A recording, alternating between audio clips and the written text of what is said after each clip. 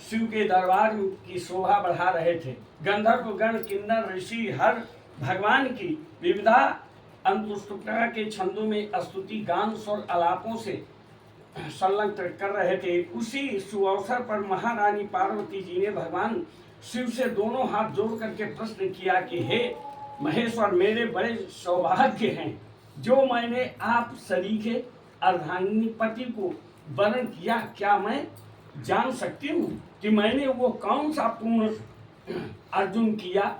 आप अंतर्यामी हैं, मुझ दासी को वर्णन करके बताने की कृपा करें। महारानी पार्वती जी की ऐसी प्रार्थना सुनकर के शिव जी बोले,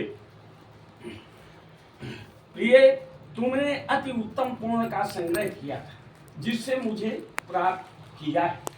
वो अति गुप्त व्रत है, पर तुम पर प्रकट करता हूँ। वो ये है कि भाद्रपद मास के शुक्ल पक्ष की तृतीया तिथि को हरतालिका व्रत के नाम से प्रसिद्ध है।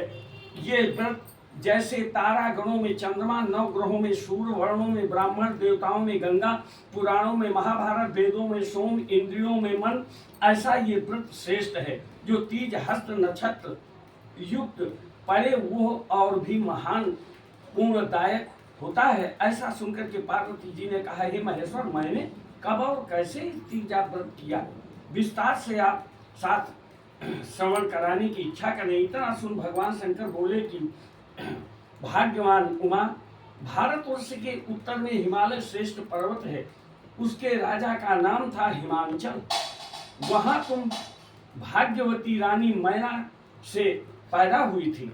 तुमने बाल काल से ही मेरी आराधना करना प्रारंभ कर दिया था। कुछ उम्र बढ़ने पर तुमने हिमालय की दुर्गम गुफाओं में जाकर के सहेली सहित मुझे पाने हेतु तप आरंभ किया। तुमने ग्रीष्म ऋतु में बाहर चट्टानों पर आसन लगा करके तप किया। वर्षा ऋतु में बाहर पानी में तप किया। हिम ऋतु में पानी में खड़े होकर के बड़े ध्यान में संलग्न रही। इस प्रकार 6 ऋतुओं में तपस्या करने पर भी जब मेरे दर्शन न मिले तब तुमने अर्धमुख हो करके केवल वायु सेवन किया। फिर वृक्षों के सूखे पत्ते खा करके इस शरीर को क्षीण किया। ऐसी तपस्या में 3 लीन होकर के देख करके महाराज हिमांचल को अति चिंता हुई और तुम्हारे विवाह के हेतु चिंता करने लगे।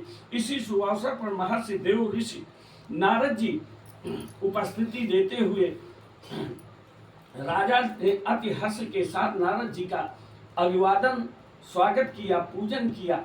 और नारद जी ने कहा, हे राजन, मुझे भगवान विष्णु ने भेजा है। मैं चाहता हूं कि आपकी सुंदर कन्या को योग्य वर प्राप्त हो।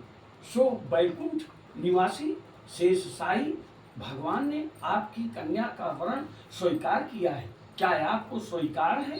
राजा हिमांचल ने कहा, महाराज, मेरा सौभाग्य है जो मेरी कन्या को विष्णु जी ने स्वीकार किया और मैं अवश्य ही